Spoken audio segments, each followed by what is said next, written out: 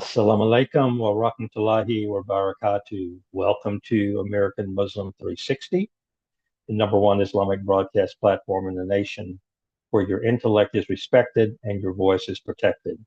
You're listening to the Intimate Stranger podcast. I'm your host, Edward Willis, and thank you for joining us this evening. And as usual, we would like to open with a dua. A'udhu billahi minash shaitanir rajim. Indeed, all praise is due to Allah subhanahu wa ta'ala. We praise Allah and seek Allah's help and forgiveness. We seek refuge in Allah from our soul's evil thoughts and our wrongdoings. Whom Allah forgives, no one can misguide, and whom Allah misguides, no one can guide. I bear witness that there is no God but Allah without any partners, and I bear witness that Muhammad sallallahu alaihi wasallam is Allah's servant and messenger to all of humanity. And again, welcome to everyone in attendance and those who will be joining us and those who have joined via YouTube. In tonight's presentation, I would like to start with a video, after which we can have a discussion about the contents of this particular video and also the news of the day, which includes at least an agreement on the first steps to end the slaughter and very inhumane war that has been going on in Gaza. So I'm sure that there are people that have some expression about that and hopefully about the coming end to the suffering of the Palestinian citizens there, whether they be Muslim, Christian, or otherwise. They have all suffered. So if you will bear with me, I am going to get our video started and we will proceed.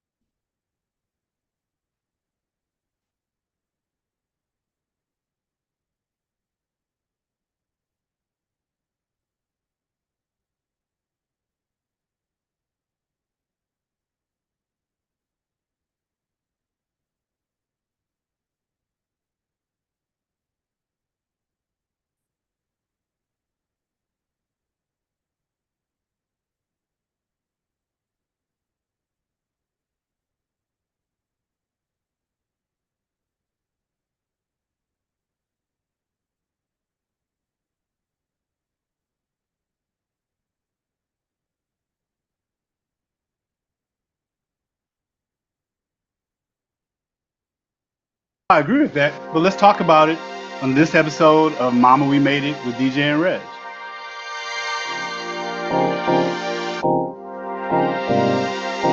Count me in.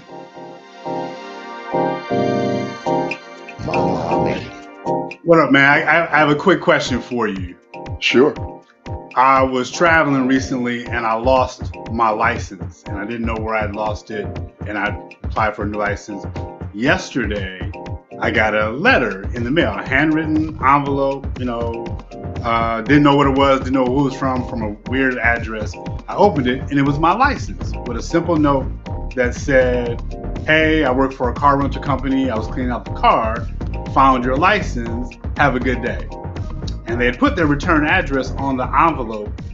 What's the appropriate reward for somebody going through the effort of returning your license? First of all, wow. It sounded like a PE verse when you started it. Got a letter from the government, opened and read it, and said they were suckers. I almost started dancing. Was there a name attached to it? There was. There was a name and an address on the outside of the envelope, old school return address style. And so I definitely recognized that I would send them a note. But what should I put in with the note? Should I put in a gift card, some cash, just a nice handwritten note of thanks? I like the handwritten note. Okay. Yeah, I like the handwritten note. And by the way, you're giving off good vibes if that's what happened.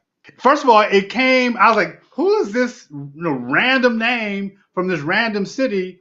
And I was suspicious, like, what's in here? And when I opened it and saw my license, I was like, oh man, because I've been looking for like 10 days. That's crazy. And the fact that we still need a physical license is a bit odd to me, but that's a whole nother journey in I'll tell conversation. you the story of how I got on the plane without my license Please quickly do that. really quickly. So I'm coming Yeah. back. I'm in the airport. I took an Uber to the airport. Actually, no, I got a ride from a friend of my sister's husband to the airport. And just as I'm getting out the car, dapping him up, I walk up and I've got all my credit cards, no license. And I'm like, yo, I'm at the check-in counter. They're like, sorry, dog, we could probably get you through TSA, but without a license, I can't check your bag. So he's like, my advice is to go to TSA and see what they say. Now I've got 2 suitcases, no license. Go to TSA, stand in line, get up to the line, sister at the line. I was like, yo, I don't have my license. She's like, all right, we have a process for that. And so you go through this process. She has to call like a central command number and go through this whole kind of vetting protocol process where they effectively use, unique security questions that you have to answer real time without looking at your phone to Wow. validate who you are. Random type questions, right? What county do you live in? Random, almost like trick question, gotcha type questions, like with no cadence to them. I Yeah. knew me well enough to get through, but now I still got 2 suitcases, but no license. But I'm through security. I got my big suitcases through the scanner. I get to the gate, and they're like, "No, can I check my bag? Just gate check my bag." They're like, "Fine." They didn't ask for my license, so I was able to get on the plane, gate check my bag, and keep it pushing. So I don't know if that's a hustle, but it definitely worked. I wouldn't advise doing it that way. To your point, though, it's getting through TSA, right? I think the easier part was TSA because they have a process for people who Right. lost or don't have their ID. It's the airline and their requirement of having an ID to check a bag that Got it. was the finesse. Got it. Got it. I see. But once you get through TSA, I guess we don't need it anymore. It seemed that way. I had Yeah. my boarding pass already, so Yeah. there was no real need Wow. for it. Interesting. So FYI, if That's you dope. lose your license, you can get on a plane if you finesse it a certain amount. Lesson number 1. Don't lose your license. Yeah. How about that? How about that? But good morning. Good morning, my Welcome man. to Mama We Made It with DJ and Reg. That's DJ. I'm Reg. How you doing today, brother? Man, I'm well. I'm well. How you feeling? Good? I'm good. I'm good. I'm excited about this conversation. So you and I have talked about our love for data and our love for our people. And so we wanted this episode to be about you are here, kind of where we are in the current state of things. And we thought it would be an interesting thing to take a look at some demographic, psychographic data published by the Pew Research Center. Pew Research Center, for those who are not familiar with it, has been around since the early 90s as a foundation exercise, somewhat conservative in nature in terms of the people that started it, but the data is pretty straightforward, principally survey data of various snapshots of America. They do a lot of race and ethnicity studies, politics, a whole bunch of things. So really interesting. But today we're going to look at the study that they published this past January on facts and kind of current state of affairs for Black America. You took a look at it, as did I, over the last kind of week or so. What's your first instinct or impression of what you saw? Well, I tell you what, first of all, thank you for reminding me. I have my own set of data that I sift through weekly. How powerful that Pew Research Center information really is. A couple things hit me, Reg. One is the social scientist in me goes to impact on society. Whether or not that impact informs these numbers or vice versa, I think there's a circular effect. There's this phenomenon called the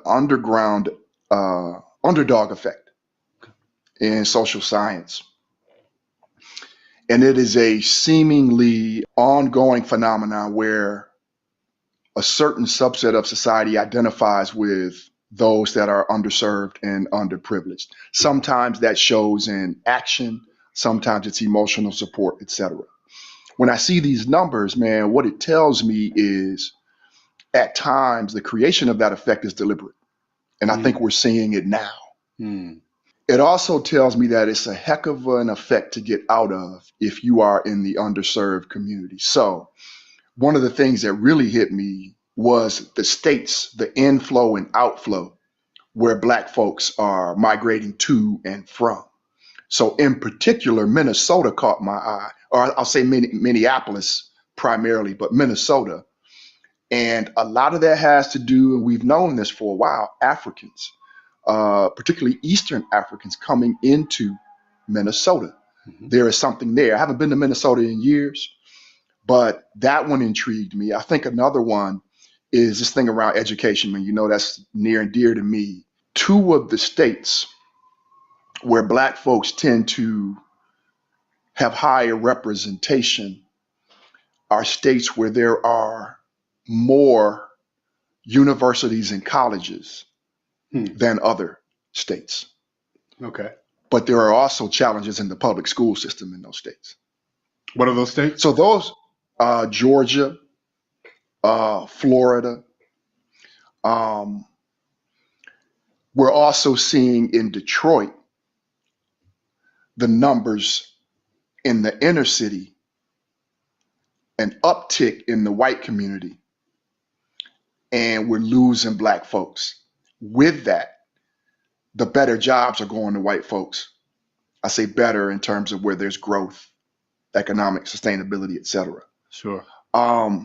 So again, man, so many things have intrigued me around this. I'm also curious, when you see these numbers, what does it say to you?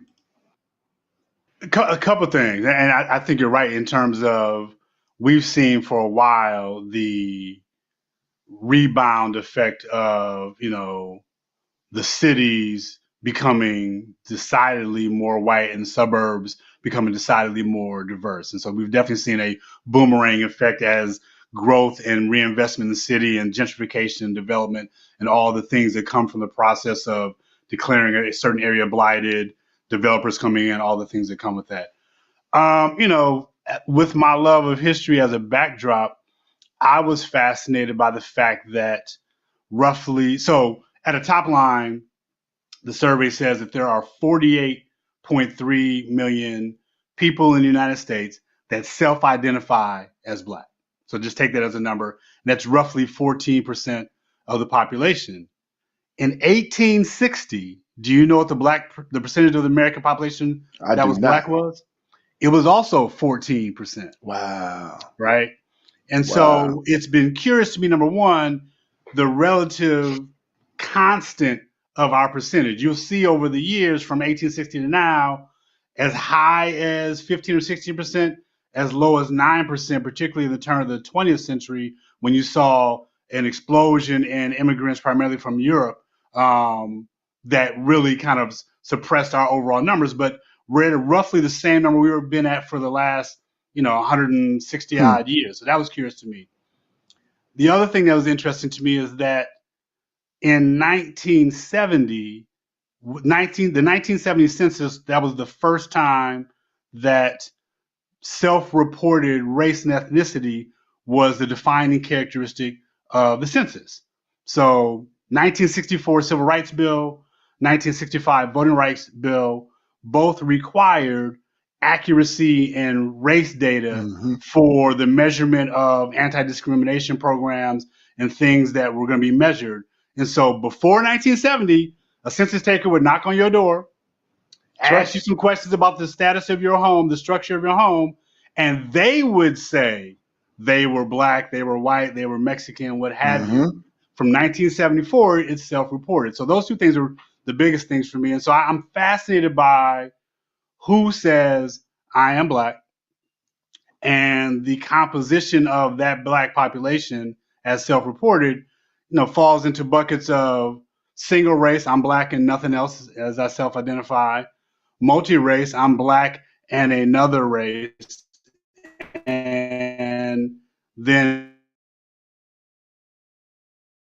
Black and Hispanic, with Hispanic obviously not being a race, but being a category that you can link together. And so it's fascinating to me to look at the subsets of Mm-hmm. how people self-identify and watch how you can then map to educational outcome, household income, a variety of other things, and see single race Black folk, Black and Hispanic, multiracial Black folk, Mm-hmm. and you can map a line of, better outcomes when there's more 20 years of Caribbean and African Mm-hmm. Black folks coming to the country. So looking at that composition was fascinating. So I learned a lot. I don't know what it all means, but I learned a lot in terms of that historical perspective. Well, we know if you don't know, you'll determine what that means. It's something that you do.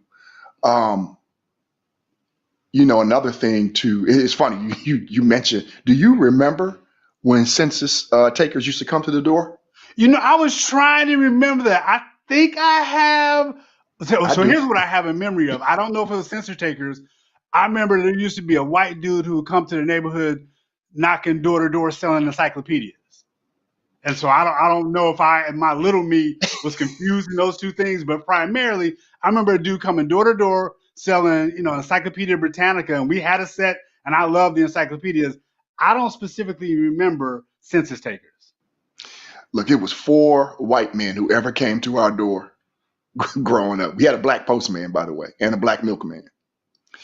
You had a milkman? That's a whole nother story. Yeah, we had a milk carton that sat outside. It was a little box, a silver box that sat outside. We'd leave keys and everything else in there. But census taker, selling encyclopedias, selling cutlery, ostensibly, or Jehovah's Witness. Nothing against. And we would hide when 3 or 4 of them came, right? Right. We know you're in there. We'll leave this outside on the porch, but we know you're in there. But all that said, man, it took me back when you mentioned that. You are 100% right. It brought back memories, man, because we could see them coming. Walking up, we're like, yeah, we probably was going to the back room. The other thing that hits me again from a social science perspective when I see these dismal numbers is how it affects us just on a daily basis, our daily existence. And again, we aren't a monolith as Black people. There are tiers in terms of education, economics, religion. So we're not a monolith, but we are all at some point impacted by this, whether we're teaching in communities, our children, et cetera, is how it affects our habitats. And that underdog effect that I spoke about earlier, when we feel as if we might be less than or at a disadvantage, we all respond to that differently. And I think we've talked about in the past, I come from a lineage of freedom fighters, and we're going to respond to that in a certain way. Not everyone can or will. They haven't developed those tools. So when I see these numbers, I start to think about those communities that get into this deficit, which is what this says to me, and really don't know how to respond and how to react, or don't even know they're in a deficit. We talked about The Walking Dead. So those things matter to me too, because your habitus forms your perspectives on life. You and I were recently, a month or two ago, on a golf trip, and we had 10 of our former co-workers, I'll call them, close friends and associates. And we have a collective habitus when we walk into a room. We also have an individual habitus when we walk into a room, but the collective is powerful.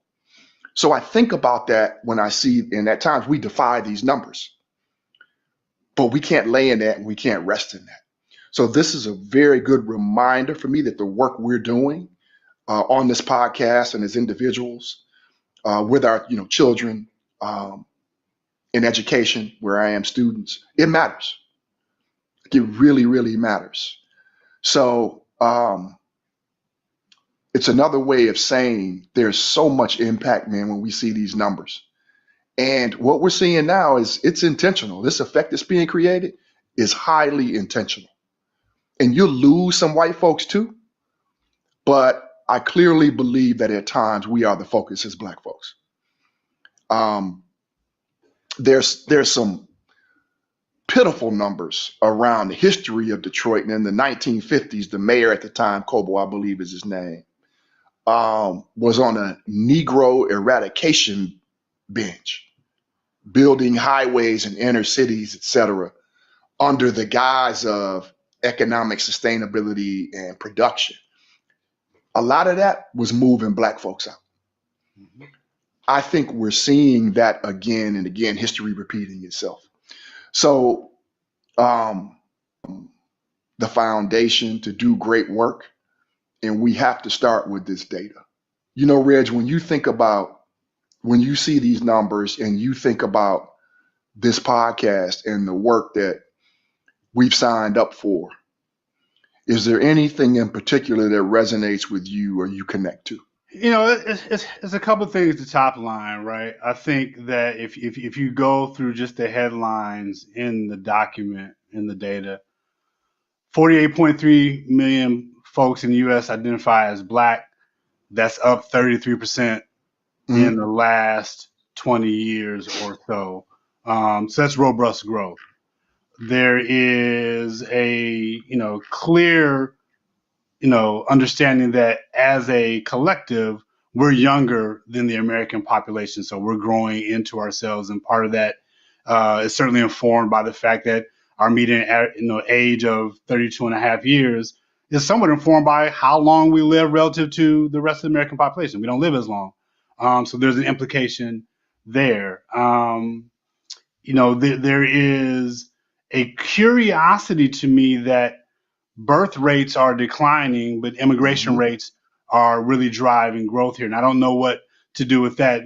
As a dude who grew up, in the 70s and 80s and 90s and heard about, the crisis that was unwed teenage mothers, you don't hear that conversation much anymore. You don't get the sense that there is this, notion of a whole lot of babies being born, unwed mothers. And so that seems to be a change. And I think that there's a certain cultural war that had been fought in that space, and it was never a fair way to talk about what was going on in the community, but that has gone away. And if you want to call that an improvement, you can do that in terms of how that seems to have gotten under control, whether that is through birth control or more social programs that are guiding young brothers and sisters in another direction. And there's a whole set of conversations around this younger generation in general is having less sex, but that's a different conversation. So I'm intrigued by that. I think the thing you talked about a lot, and not because I live out here in the Pacific Northwest, the composition of Black folks across the country, like 56% of all of us live in the South, no surprise there, 17% in the Northeast, 17% in the Midwest, and 10 out West. For me, that's fascinating because as a dude born and raised in the Midwest who spent the majority of my adult life on the East Coast, the West Coast feels different, right? You don't feel the density of Black folks out here that you feel in other places. And there's an implication to that. And certainly if you're in Oakland or LA, you feel our presence. But anywhere else outside of that, man, it is a stranger in a strange land phenomenon. This data kind of supports that. So I'm fascinated by all the data. I think the things that trouble me is the relative small size of household income and the corresponding household wealth or lack thereof compared to the rest of the population, right? So, we clearly as a collective of folks sit, behind Asian Americans, white Americans, Hispanic Americans as it relates to overall household income and net worth, if you will. And that's, some of that's tied to educational outcomes. All of it's tied to systemic pressures. What I find most refreshing is that the data exists. It's there if you want it. And it's the type of data that more of us should just be facile and familiar with and have at our fingertips, particularly because so much of the racial conversation is being erased in the education system. So cats behind us, don't have the benefit of the education at the public schools that I grew up in. Up through 6th grade, most of my teachers were Black. And that meant everything in terms of how we understood ourselves, how and where we saw ourselves, the types of books we read, and the types of information like this that we were processing and dealing with at earlier ages. Now, man, the reality is majority of our kids will be taught by non-Black teachers. In school districts that will be overwhelmingly Black, because segregation is retrenching, but you ain't going to have as many Black teachers as we once had. And so trying to find a way to get this and a whole host of other data in front of our kids is the thing that comes out of this for me. Like, okay, how do we, not on behalf of Pew Research Center, but how do we make sure in the community spaces we're populating and the programs that we're a part of, make sure that a data set around how we understand our lived experience, both anecdotally and in a measured way, is more commonplace in the conversation we have amongst ourselves. That's really important to me. I'm thinking about that crew, thinking about what you said. I'm thinking about the crew that we typically flow with on our golf trips, etc.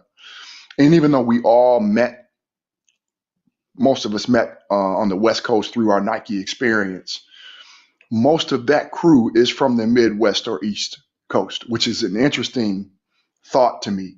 There's definitely some folks who were born East Coast, and what comes with that upbringing. Now, I'm not saying you can't be from the West Coast and have a certain self-identity as a Black person. I'm not saying that at all. But it feels like to me, there is a more identifiable strain of consciousness at times in that East Coast, Midwest existence, at least from our generation, and a willingness to identify with it. And again, there are exceptions to all of this, but that's an interesting phenomenon to me. No, I agree. And we'd be remiss without identifying how much of that is resting on the base of the numbers of us in the South still and always, and kind of the origin story there. So no question there. And part of that also speaks to not just where we are now, but how we've moved. So you're seeing some reverse migration trends. You're seeing some retrenchment there. And I do also think that when you talked about earlier, the changing demographics of the metro area, the inner city area, if you will, the opportunities that others are taking to invest in those communities sit there for us as well, right? To reinvest in those communities, to hold on to what has historically been our home. And it does open up a whole conversation around where to invest, where to build, where to develop. Should we be consciously trying to live back in the city and not let go of that ground?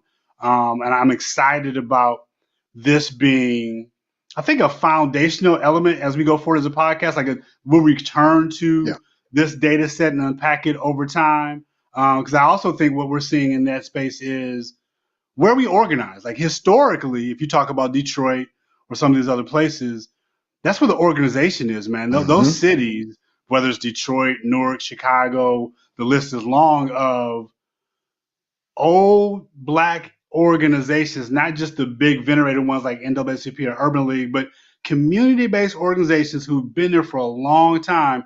They're grounded in this data in a way that not all of us are. And I think this will allow us to have that conversation as we talk about, what Black folks are doing relative to what's going on around us, there's a whole lot of get us free, as we always have, activity and activism. And I'm excited for all the tomfoolery, which is your word. I'm trying to save myself $1 in the profanity jar. For all the tomfoolery going on, there is so much work around how we get ourselves free. And I that's exciting to me, because we've always gotten ourselves free. We have always been, to your point, freedom fighters.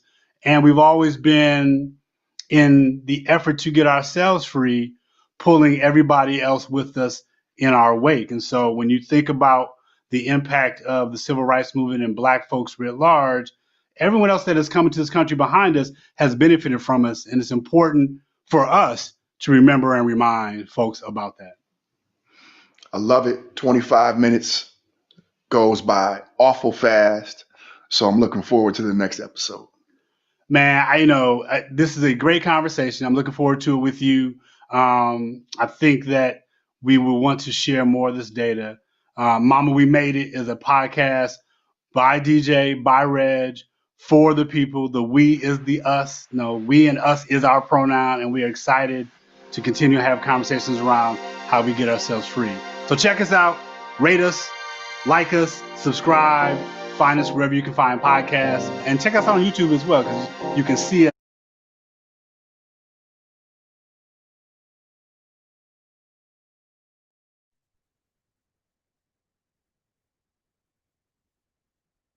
Assalamu alaikum. Is everybody back? Walaikum assalam. I was on mute. This is Okay. Did anyone have a problem seeing or hearing the video? No, it was loud and clear. Fantastic. So obviously, I would like to hear everybody's impressions. I mean, I know that there wasn't a lot there, but they did say a few things that I think have been discussed across our forum in the last few months. And they shared some data that was pretty recent. I believe they said January of this year. It's when that data came out from Pew Research. So right now, I would just like to hear feedback from those of you who listen to all of it, to see what you make of that, and where do you see us leading in some of those areas to improve the life of African Americans or people who classify themselves as Black in this country. I'm going to raise my hand. Go right ahead, sister. Yes, alhamdulillah. Thank you so much. I saw that information from Pew Research earlier this year, the January report. And what stuck out to me is that we really need to have our own report, our African American minds, to do our own report, because I personally think, and I could be wrong, that if you're not speaking, can you please? Okay. I think that our numbers are not accurate, because our numbers as African Americans, former descendants of former slaves, is much lower than the report states, for two reasons. One reason is that they quote us as Black alone population, 41.5%. But at the same time, they quote foreign-born people who classify as Black to be around 5 million. Okay, so that's a deduction right there.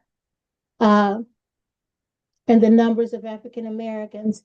And I believe that there is a deduction because of the large population of African Americans that are incarcerated, many of them incarcerated during their years of unable to reproduce, unable to produce offspring during that time of incarceration. That, along with the levels of alternative lifestyles, I believe all of these things, these two things in specific, have decreased our fertility numbers in the United States. I roughly estimate it to be maybe around 32% instead of 41.5. Are you saying 32 million as opposed to 40 something million? Yeah, Okay. I'm roughly estimated to be maybe 32 million, which would be a decrease in our That's a 10 million undercount of just yeah, well, it's straight. already a 5 million undercount for those who classify as Black that are foreign born, not born in this country, but are now living here in the United States and classifying as Black. Okay, So so I mean, do you really think we've lost, that we're overcounted by 10 million people? well, we're counted, at least overcounted by, if we're isolating the descendants of former slaves, I think the number is much lower. Now, as far as Blacks, the number could be accurate, but that Blacks is including foreign born people such as our Haitians. And they do isolate in the study Black and Black mixed with other. Mm-hmm. And they isolate Black non-Hispanic. But a lot Right. of Latinos don't count themselves as Hispanic, so that language is not correct. It should be Black non-Latino if we wanted to capture correct data, because that includes our Dominican brothers and sisters, our Puerto Rican brothers and sisters, our sisters from the islands, from Brazil, and Latino. Latina covers a broad range of people, okay, Mm-hmm. that don't even classify as Hispanic.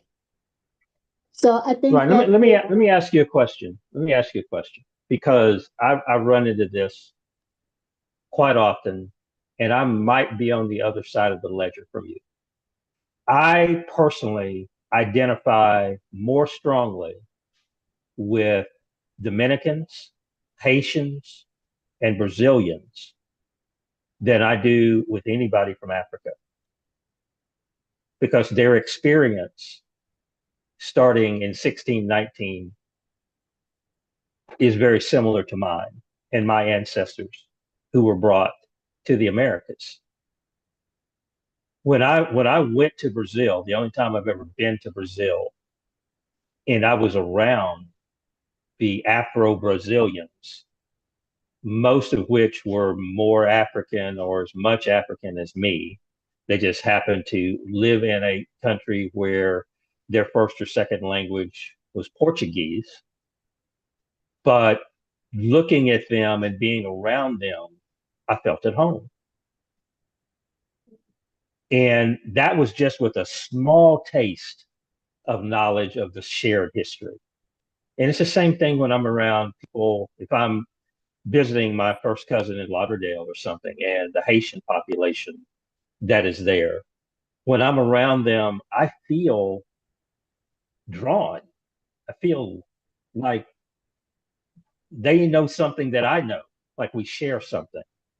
And I haven't been around that many Dominicans. I can't say the same thing there, but all across the islands, Barbados, when I've been in the Bahamas, when I've been in Jamaica, there's something there that's shared. There's a shared history. If there's anything that's carried forward in our RNA and DNA from what happened six, generations or 7 or 8 generations ago, there just seemed to be some kind of a bond there. I don't get that same feeling when I'm around Nigerians, even though I like them. I don't get the same feeling when I'm around Ghanaians. Hmm. We I don't share understand. the same history. We Yes, don't, we try, but it's just not the same. I So understand.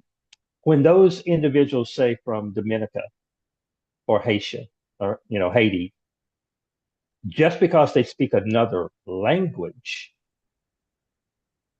to me, they're still Black.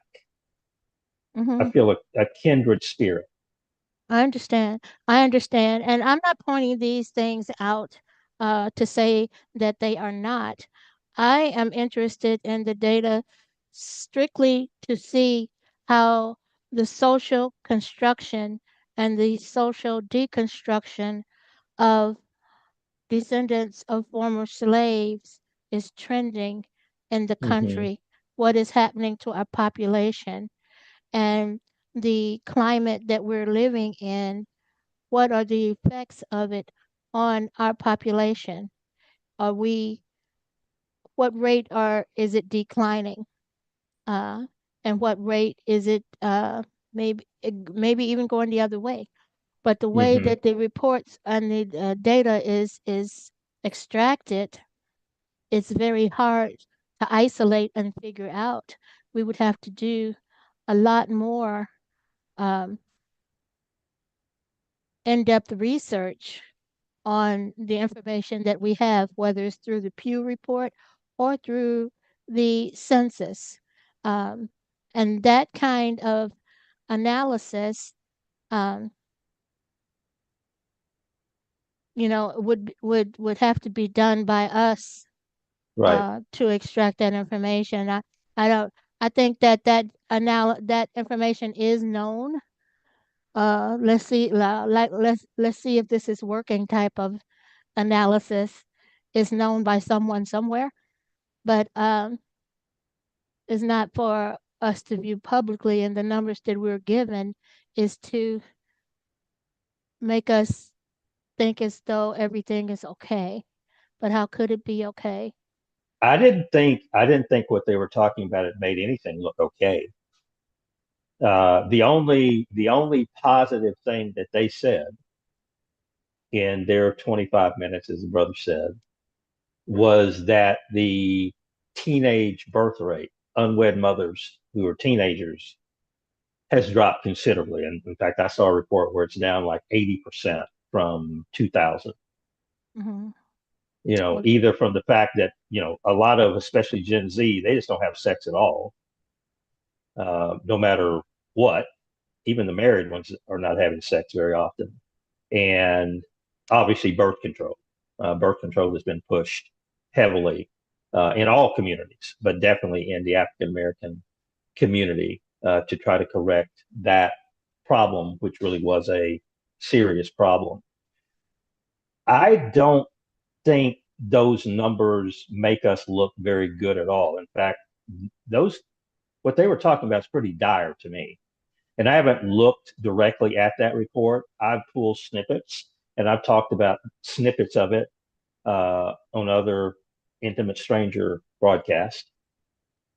But the fact that we are not advancing economically at a rate that even matches the improvement that we've had in the realm of education is makes me want to cry. And the fact that we don't have any more wealth than we've had probably since 1980, that our family wealth basically is stagnant since 1980. It makes me think that I and my entire generation has failed. That every opportunity that we were given, that we have not brought African Americans in this country, we have not brought African Americans forward. Somehow we have totally dropped the ball Yes. on And on acting and informing. yes. And one reason that this made me think that these figures are not right is that how can we be the same 14% of the population that we were 100 years ago? How could the numbers be the same when we had so much death and incarceration among us that would make the numbers stay constant? How can those numbers stay constant? The only answer I can give you, and I agree with you, and I believe even within our own IWDM community, we need to have our own census just Mhm. of the IWDM community, Mhm. just to let us know where we are. Mhm. But yes, I think that we need to have our own census because, yeah, I agree. That static number is usually, if you see something like that over and over again, there's a flaw, Mhm. right? I mean, 160 years, I think, yeah, 160, 165 years from 1860 to now is 165 years. There would have either been somewhere from a 5 to 7% increase or 5 to 7% decrease. Mhm. That's what I'm thinking as well. That number is not correct, and uh, we have to figure out what is the truth of the population first, just for descendants of uh, slavery here in this Right, country, and right. then we can add in foreign born and those who identify as black, then include those subsets who identify as black and other, and all of that. But we actually need the correct figure, and like you say, and report on us as far as our uh, IWDM community, and those who have accepted Islam even outside of IWDM, uh, those numbers as well. So Hmm. we will have to do that, and then we have a small percentage that maybe did not even report as well. Oh, Sister Kalita has her hand up, and I want to get Yeah. back to that last statement that you just made because I want to Okay. talk about something regarding that. Sister Kalita, Assalamu alaikum, Brother Alaikum Walaikum Edward salam. Assalam. and Sister Manira Habil Umma and everyone. I agree with what Sister Manira is saying about data. It can be skewed. We need to find a way to have our own um, data, to do our own assessments, our own surveys, and not just be exclusively outside of African American and Muslim. I do believe in the census, but however, data has always been screwed or skewed. And so we need to, like she said, look at the sub um, denominations that do not consider themselves African Americans as well, because a lot of other races, they choose other as opposed to African American. I know that for a fact, and that's why they updated the application. So we need to also be conscientious that for us as African American people, we have to have some kind of way of evaluating ourselves and looking at our needs specifically. The brother in the video, he was stating basically about the gentrification. I'm sorry, Hmm. gentrification. That was always hard for me, even in college, that word. But however, I do know that um, things are done under our eyes all the time, right up Mhm. under our noses. And Yes. we're like, after the fact, we realize what has happened. And part of that, I believe, is because we are so caught up in the day to day struggle of building our family life, going to work, taking care of our families, contributing. We always have to do, my father always told me, you got to be better than anyone else who is of another race. Us African Americans, everything is just has been twice as hard for us. You got to show up with double degrees to get that job that maybe somebody who doesn't even have a degree can get, because their connections, they got the complexion and the connection. And in addition to that, you know, the banks and all the redlining that goes on. So we have had to struggle a lot harder than everyone else. And when I put those comments in, I understand that. I understand that we know the history, we know the background, but we have got to change the trajectory. We know we have too many intelligent minds but it's almost like a catch-22. Because you want to live, you want to be a part of the world, and you love everyone. At the same time, we have to look at why we're in our situation and how we are going to change it without being overly emotional. Because some of our characteristics, we are loving, caring people, but we can sometimes tend to be imbalanced in that.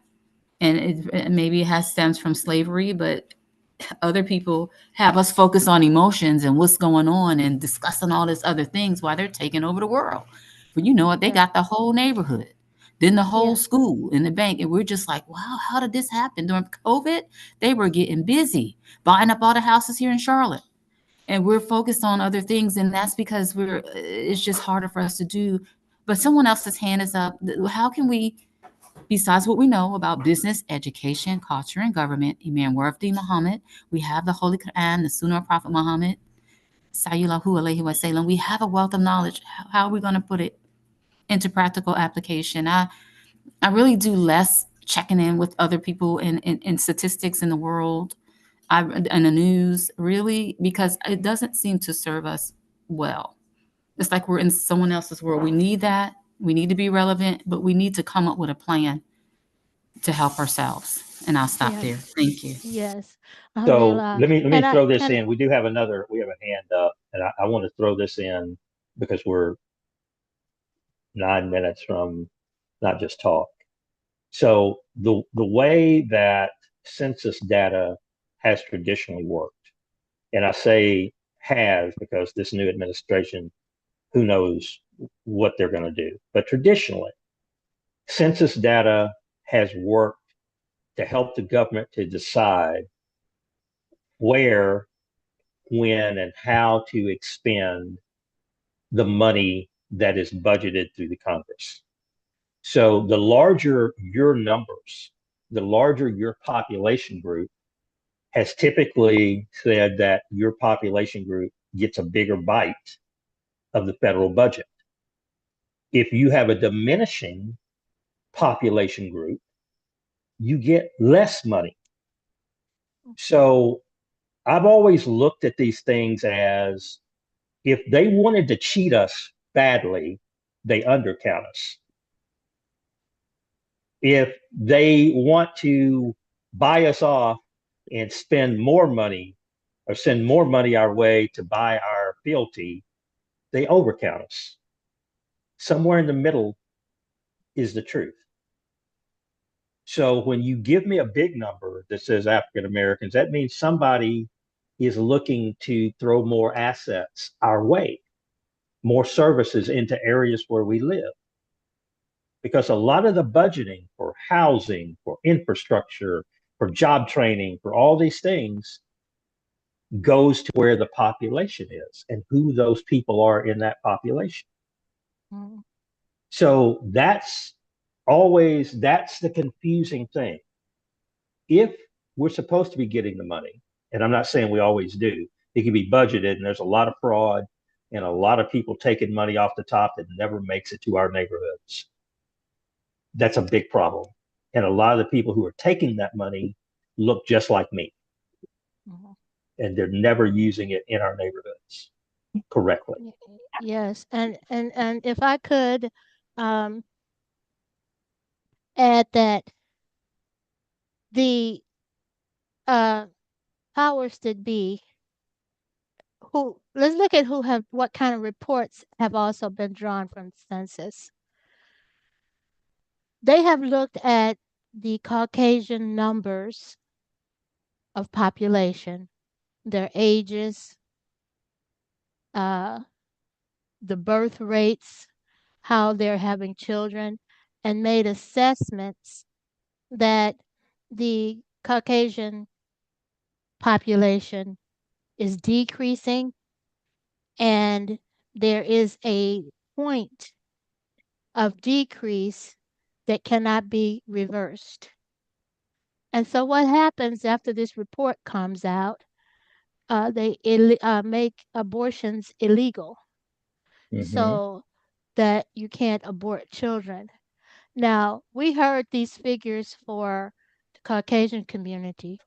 We heard no figures like that for the African American community. We did hear that the Latino community uh, or the Mexican community is growing.